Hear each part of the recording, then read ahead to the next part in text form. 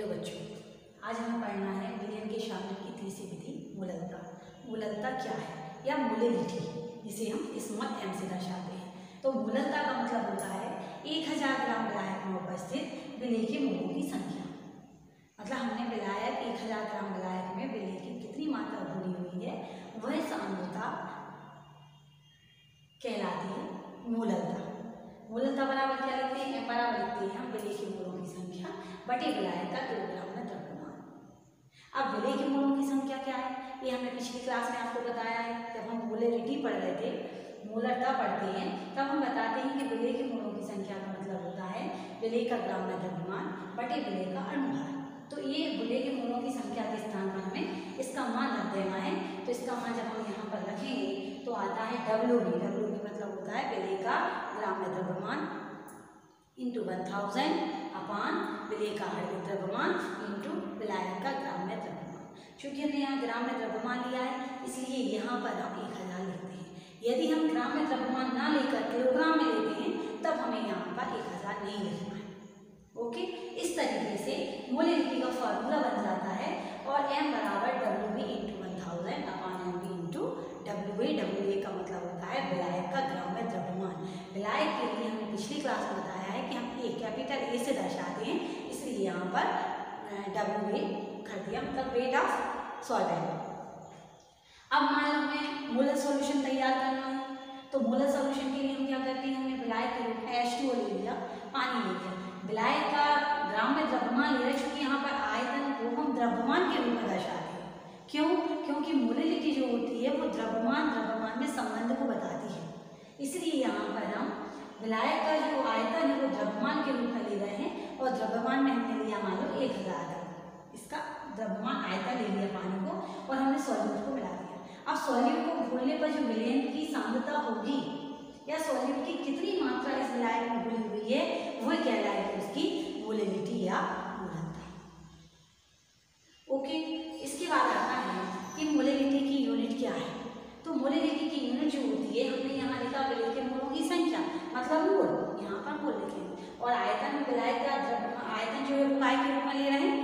द्रव्यमान के रूप में ले रहे हैं। और द्रव्यमान के रूप में यदि हम किलोग्राम ले रहे हैं तो हम किलोग्राम लिखेंगे, यदि ग्राम में ले रहे हैं तो ग्राम लिखेंगे। तो यहाँ पर हो जाएगा मोल प्रति किलोग्राम या मोल किलोग्राम। बस ये मूललता की यूनिट कहलाएगी। तो इस तरीके से ये मूललता हमारे विलेय के शामिल की तीसरी विधि है। अब मूललता और मूलरता में क्या अंतर है इसको जानने के पहले हम देखते हैं वन एंड। जैसे हमने वहां पर पढ़ा था वन मोलर सॉल्यूशन, ऐसे ही यहाँ पर होता है वन मोलर सॉल्यूशन या वन मोलर सॉल्यूशन किसे कहते हैं? तो वन मोलर सॉल्यूशन का मतलब होता है कि यदि हम 1000 ग्राम विलायक में विलेय का 1 मोल घोल दें तो वह विलयन वन मोलर सॉल्यूशन कहलाता है, वन मोलर विलयन कहलाता है।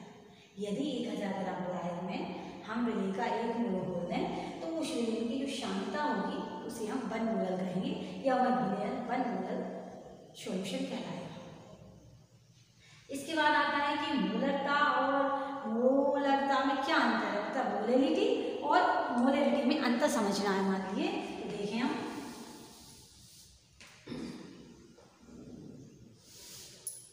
यहाँ पर हमने लिखा मूलरता कैपिटल M से दर्शाती है और यहाँ पर हम लिख रहे हैं मूललता मतलब स्मॉल m। ये मूलरता है, मोलिलिटी,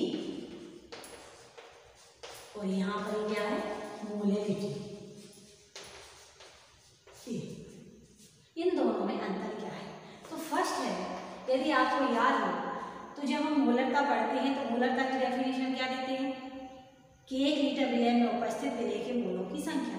मतलब मान लो हम एक एग्जाम्पल ले रहे हैं, दोनों ही सॉल्यूशन तैयार करते हैं, मोलर सॉल्यूशन भी तैयार कर रहे हैं और मोलर सॉल्यूशन भी तैयार कर रहे हैं। देखें, आप ही बताएंगे इसमें अंतर क्या है। तो देखिए यहाँ पर ये हमने लिया, उसमें लिखा है 1 लीटर। मूलरता की डेफिनेशन में हम कहते हैं 1 लीटर विलेय में उपस्थित विलेय के मोलों की संख्या। 1 लीटर विलेय यहाँ पर जो हमने लिया है इस बीकर में हमने सॉल्यूशन लिया है,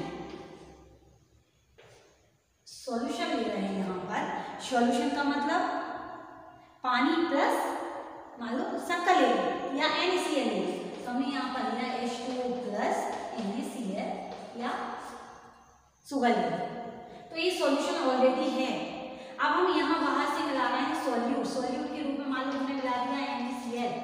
तो जब हम NaCl को इसमें मिलाएंगे, क्योंकि विलयन है, विलयन में जब हम NaCl या सॉल्यूट को मिला रहे हैं तो इसकी सांद्रता ऑलरेडी बढ़ गई है। विलयन में आप NaCl को मिला रहे हैं तो इसकी सांद्रता बढ़ेगी। लेकिन मोलर सॉल्यूशन में हम क्या कर रहे हैं? मोलर सॉल्यूशन, मोलरता की परिभाषा क्या देते हैं? 1000 ग्राम विलायक में विलेय के मोलों की संख्या। मतलब जैसे हमने यहाँ पर लिया कि हमने केवल विलायक लिया है, सॉल्वेंट लिया है पानी, और जब हम इसमें बाहर से NaCl को मिलाएंगे, NaCl जो कि सॉल्यूट के रूप में ले रहे हैं, जब पानी में सॉल्यूट को मिलाएंगे तो ये विलयन बनेगा। जबकि मोलरता में ऑलरेडी विलयन है, हमने बाहर से सॉल्यूट को मिलाया है। और इसमें हमने क्या किया है? हमने सॉल्वेंट लिया है, बाहर से सॉल्यूट को मिलाया। मतलब यहाँ पर विलयन में सॉल्यूट मिलाया है इसलिए इसकी सांद्रता बढ़ेगी, लेकिन यहाँ पर हम विलायक में सॉल्यूट को मिला रहे हैं तो इसकी सांद्रता इसकी तुलना में तो कम होगी। मतलब हम ये कह सकते हैं इसके अंतर के बारे में कि सबसे पहला अंतर, यदि हम 1 मोलर सॉल्यूशन लें तो इसकी सांद्रता 1 m सांद्रता से अधिक होगी। मतलब 1 मोलर विलयन की सांद्रता ज्यादा होगी और 1 मोलर विलयन की सांद्रता कम होगी। हमारा कहना यह है कि मोलरता में विलयन की सांद्रता ज्यादा होती है, मोलरता में विलयन की सांद्रता कम होती है। फर्स्ट। सेकेंड इसमें जो अंतर है, सेकेंड अंतर कहता है कि जो मोलरता है वो द्रव्यमान और आयतन के संबंध को दर्शाती है। मोलरता द्रव्यमान और आयतन के संबंध को दर्शाती है, जबकि मोलरता क्या कहती है? मोलरता द्रव्यमान और द्रव्यमान के संबंध को दर्शाती है। हमने आपको इसकी डेफिनेशन में पहले बता दिया कि मोलरता में जो हम सॉल्वेंट ले रहे हैं वो सॉल्वेंट का आयतन द्रव्यमान के रूप में ले रहे हैं। हमने लिया है 1 किलोग्राम या 1000 ग्राम विलायक में। तो यहाँ पर जो मोलरता है वो मोलरता द्रव्यमान में संबंध बताती है। ये बताती है द्रव्यमान और आयतन में संबंध, जबकि ये क्या करती है? ये बताती है मोलरता जो होती है वो द्रव्यमान और द्रव्यमान में संबंध को दर्शा रही है। ठीक। नेक्स्ट थर्ड पॉइंट जो है, उस थर्ड पॉइंट में मोलरता ताप से प्रभावित होती है। हमने आपको बताया था कि मोलरिटी विद क्रमानुपाती टेम्परेचर, मतलब जो मोलरता है वो ताप की व्युत्क्रमानुपाती होती है। इसका मतलब है मोलरता ताप से प्रभावित हो रही है। क्यों? क्योंकि आयतन ताप से प्रभावित होता है, ताप से परिवर्तित होता है आयतन, लेकिन मोलरता का ताप पर कोई प्रभाव नहीं पड़ता। मतलब यह ताप से प्रभावित नहीं होती, ये ताप से प्रभावित नहीं होती।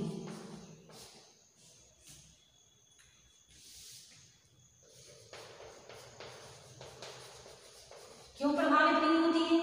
क्योंकि हम जानते हैं कि मोलरिटी की परिभाषा है वह द्रव्यमान में संबंध को दर्शा रही है और द्रव्यमान का ताप पर कोई प्रभाव नहीं पड़ता। मतलब द्रव्यमान ताप से प्रभावित नहीं होता, इसलिए मोलरता पर ताप का कोई प्रभाव नहीं पड़ता, लेकिन मोलरता ताप से प्रभावित होती है। तो ये था मोलरता और मोलरता के बीच अंतर कि हम क्या अंतर करते हैं मोलरता और मोलरता में।